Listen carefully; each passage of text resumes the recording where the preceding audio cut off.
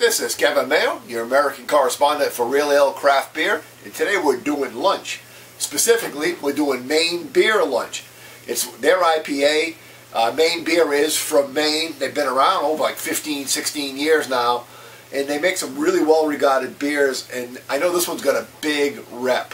I did have it on draft last weekend for the first time.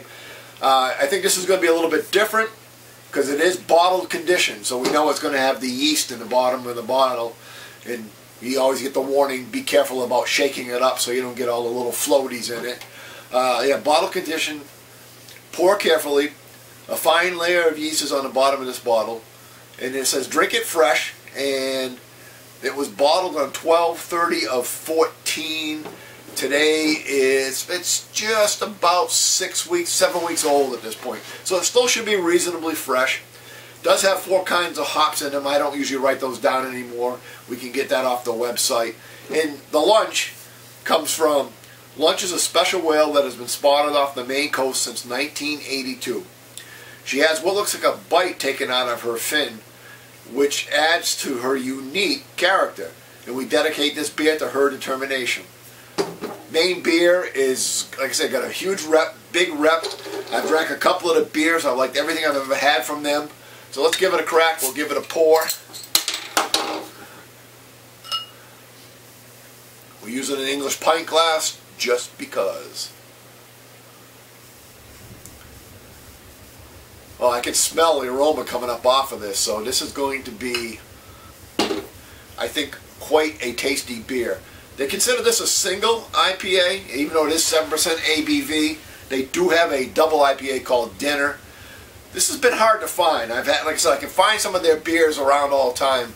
I got one called Mean Old Tom that's always around. Red Wheelbarrow, Zoe, I see all the time. But the lunch is hard to get because it's got such a big rep out there in the beer world. Let's do the look of the beer. And you definitely can see that it's bottle condition. It's hazy. I'm not sure if I see any floaties in it. Got a little bit of carbonation. It's a, say, orange, dark yellow to an orange. We had about 2.5 fingers of, just slightly off white head. I wouldn't call it white, and I definitely wouldn't call it tan or pale. So let's do aroma. Oh, and it's just bursting with big citrus flavors. You get like the orange and the grapefruit.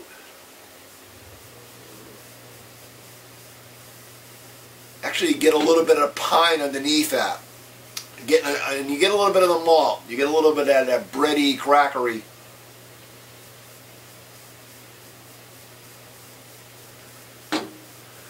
And maybe a little bit of mango. But yeah, lots of nice, juicy flavors in that one. Well, now let's taste it.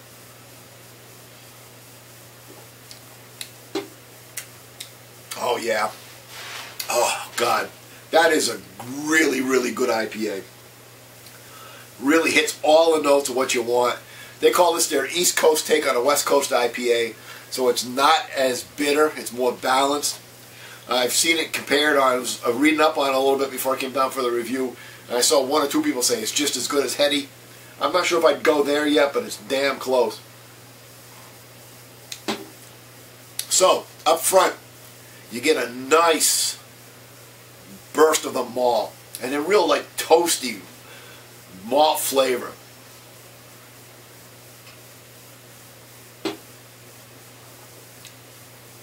And then you get your grapefruit. You get a little bit of orange.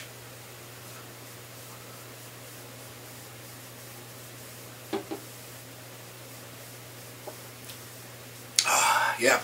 It finishes reasonably bitter, but you don't really get that big building in the back of your throat, I'm going to die from the bitter. But there's definitely bitterness there, and it does build as you drink this. But I would say IBUs, it's probably closer in the 50 to 60 range.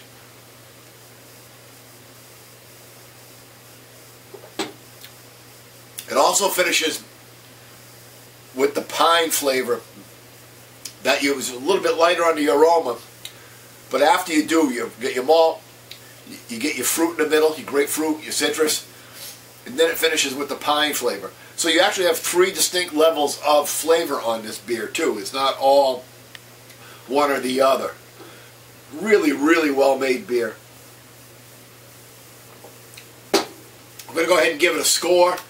And like I said, I don't think it's quite Heady Topper. I think Heady Topper's got a little bit more. I think the aroma on Heady is a little bit more forward. And other than that, though, it's really close. I think the flavors are probably a little bit more.